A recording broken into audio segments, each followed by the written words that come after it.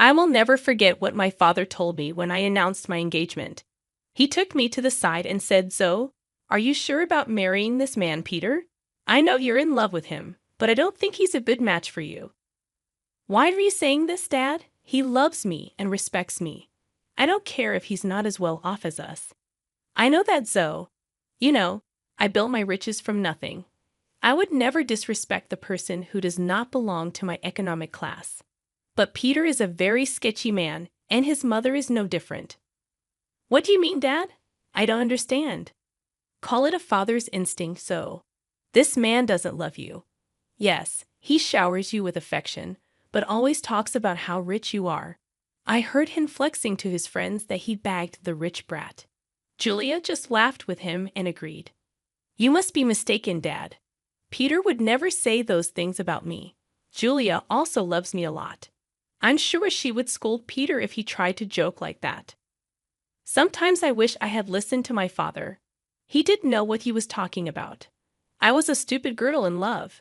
My mother passed away 2 years before I got married. My dad was sick and wasn't long for this world. I was desperate to hold on to something that would give me the will to live. Peter and Julia became those people. My dad was a rich man. He made a series of good investments that made him very financially well off. I worked hard at my job and got a moderate salary as well. All in all, we were pretty comfortable in life. My husband Peter and his mom Julia weren't that well off. Yes, Peter did earn more than me, but he came from a very humble background. His field wasn't good enough to make him a millionaire.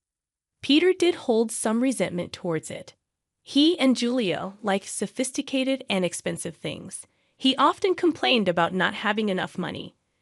I was always glad to help them out with the little allowance my dad gave me.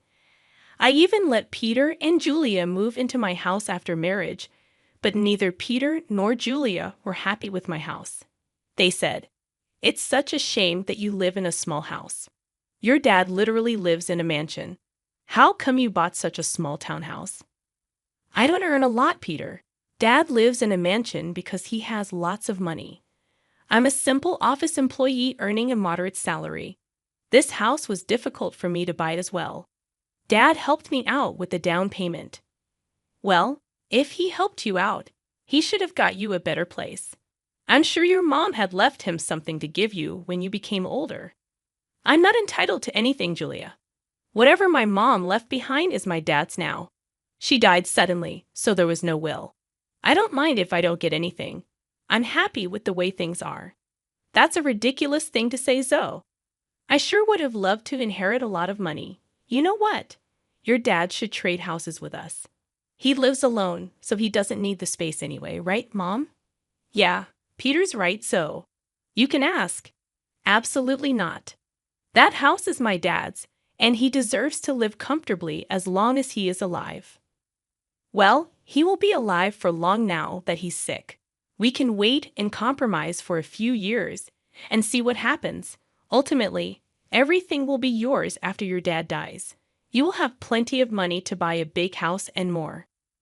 The way Julia and Peter were already making plans to spend my inheritance was super disturbing. It also didn't help that they regularly asked me to ask my dad for more money. It's not like we were hurting for cash. Peter and Julia simply wanted the millionaire life, even if they weren't one. Honestly, I was getting tired of their behavior. However, the real drama happened after my father passed away. My dad's cancer took him away from me. Pretty soon, I was devastated but got little support from Peter or Julia.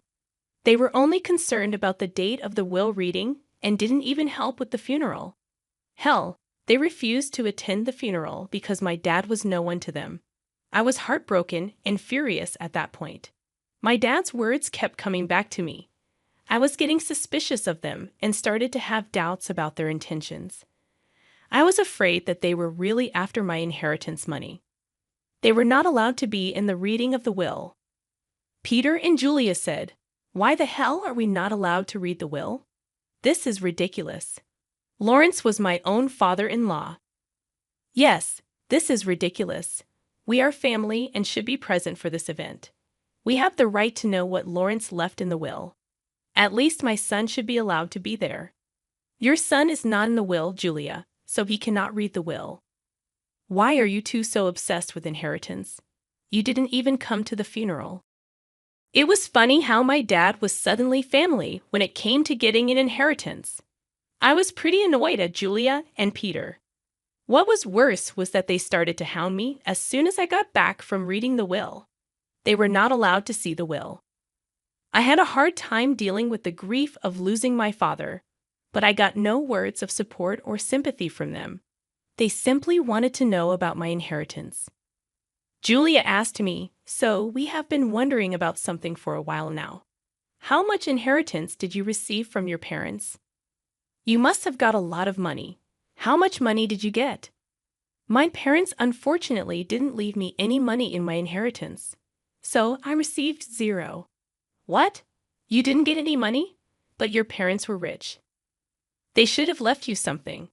I don't believe that you didn't get any money. I'm sure you are lying to us. Oh, there is no way your parents didn't leave you a single penny. No, Peter. There was no money in my inheritance. The will didn't even mention me getting any kind of money. You can check my bank balance in a few days and find out. But what about their riches? Who will get those? You are their only child. I don't know about that, Julia. The lawyer just told me that I didn't get any money.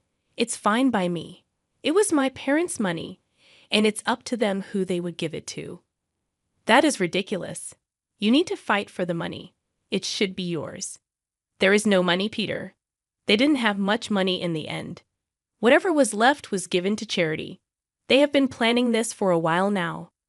Julia and Peter looked very pissed by what I said. I had no idea why they were being this weird about my inheritance.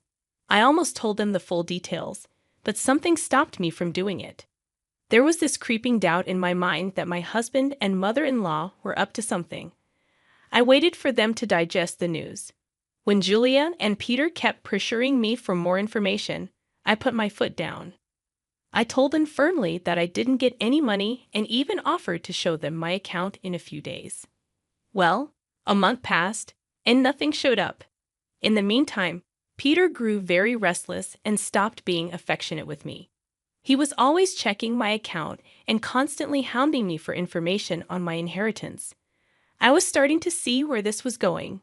Finally, one day, I decided to put an end to it. I showed them my bank statements and said, "See, I told you that I didn't receive anything. I'm not hiding any secret inheritance money from you. Do you believe me now?" Wow, our years of hard work just went down the drain then. So his parents weren't rich, and she didn't even get $100 in the will. This is ridiculous. I can't believe this. I can't believe this either, Mom. I stayed in this marriage for nothing. I married Zoe for nothing. It was all a waste of time. What the hell does that mean, Peter? Why are you talking like this? Why do you think he's saying these things, Zoe? Who the hell would marry you without thinking about the money? My son simply married you so that we can bank on your inheritance. Now I see that you didn't even get a penny. I can't believe I wasted 5 freaking years on a useless girl like her. I could have done so much better. I was stunned to hear them speak that way about me. I could finally tell that Peter married me for money. My parents were right about him and his mom. They were freaking gold diggers. I was so freaking done with my husband and mother-in-law. I was breaking inside, but what they said next turned me into stone. Julia looked at Peter solemnly and said, "What is done, Peter. But now it's time for you to divorce Zoe. There is no reason why you should stay with her anymore. You will have time to find a new rich wife. This time, we will make sure she actually has some money to her name." Are you freaking kidding me, Julia? You are asking Peter to divorce me over money. Peter, are you going to listen to her? Of course, I would listen to her, Zoe. I married you so that I and my mom could have a comfortable life. We grew up poor, and I didn't even go to college. I had no way of earning a lot of money. So, you pretended to love me and then tricked me into marrying you. You thought that my parents would give me lots of money that I would readily share with you. Yes, that's what I thought. It was the only way I could give my mom the life she wanted. But now I see that my efforts were in vain. Mom's right. I need to divorce you and keep looking." I was stunned by what Peter said. He said those things so nonchalantly that I started to question my own sanity. Julia and Peter went on to express their frustration at my marriage and myself. I didn't hear a word after a while. I was too busy coming to terms with what they just threw at me. Their total lack of reaction and Peter's sudden shift in behavior were both depressing and angering to me. After a point, I was so mad that I wanted to scream and throw things. However, I didn't do any of that. I calmly said, "Okay then, Peter. If a divorce is what you want, you will get it.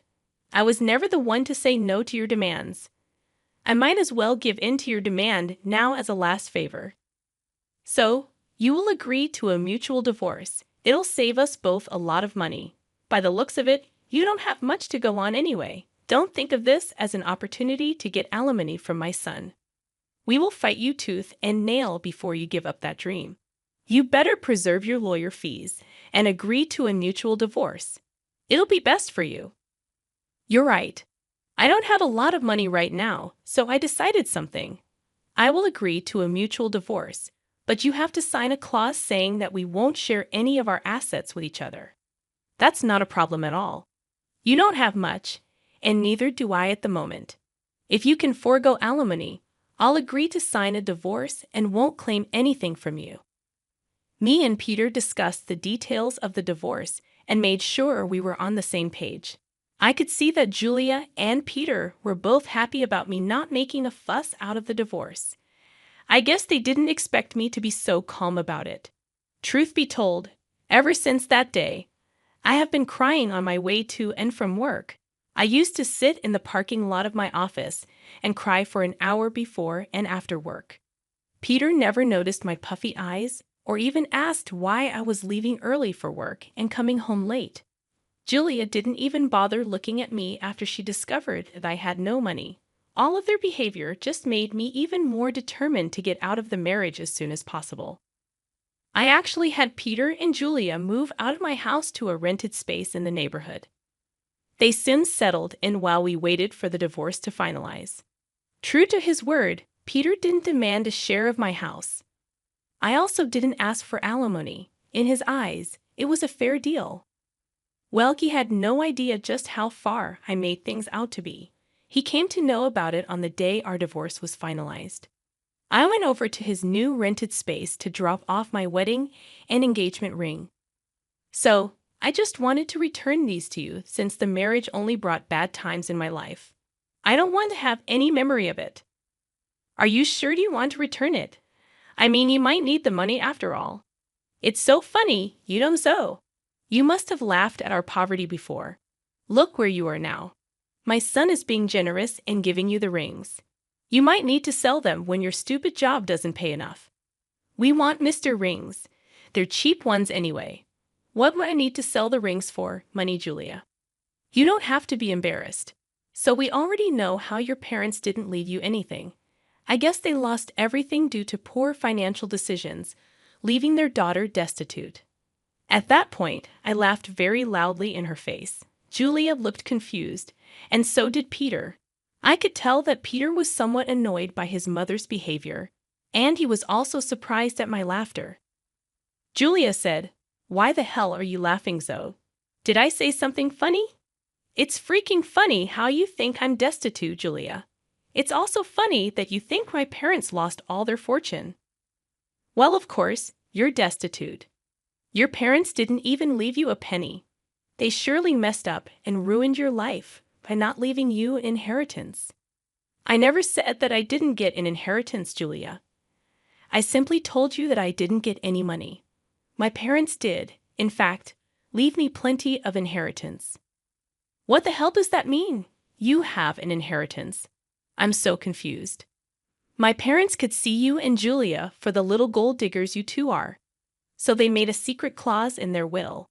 It said that I would receive no monetary inheritance. Instead, I was given this entire neighborhood as my inheritance." "What? You own this neighborhood now. How is that possible?" "We would have known about your inheritance if this was true. We even signed the lease with an estate manager who didn't tell us the name of the owner. My parents wanted me to wait for a year before I got my inheritance. They wanted me to test you too and see if you are really with me for money or love. Well, of course, you failed the test, and now you won't get anything from me. Also, the estate manager was appointed by my parents to take care of the property before I inherited it. They were smart people, you know. That is impossible. I don't believe a word you're saying. You're just embarrassed because you don't have money anymore. Oh, really, Peter? Is that what you and your mother have concluded from this? Well, why don't you call your landlord and find out from him? Don't worry, we would do that. Then everyone will see just what a big liar you are. Julia and Peter called their landlord and asked about what I said. Since their landlord was the estate manager, he told them everything. Julia and Peter were stunned. They looked really panicked. After cutting the call, they said, "You lied to us. You tricked us into thinking that you don't have anything, but you own the entire housing society now. How dare you trick us so? You wanted all your riches to yourself, so you tricked Peter into divorcing you and made him sign papers that he wouldn't claim anything from you." I laughed at their audacity to turn this one on me. It was finally dawning on them that they had messed up royally, and now it was time for some sweet karma. I said, "It's funny you accused me of tricking you too, Peter. You tricked me into marrying you by telling me that you love me. Julia, you helped your son in this plan, and you were the one to tell him to divorce me. If anyone here was being a scammer, it was you two. As for my inheritance, you asked me how much money I got, and I answered truthfully. This was all a misunderstanding.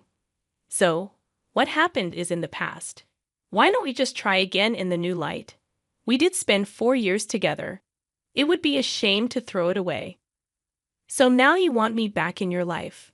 Funny how you were desperate to start afresh with a new girl. I hear that you are already seeing someone rich. Don't worry, I'll inform her about what a snake you are."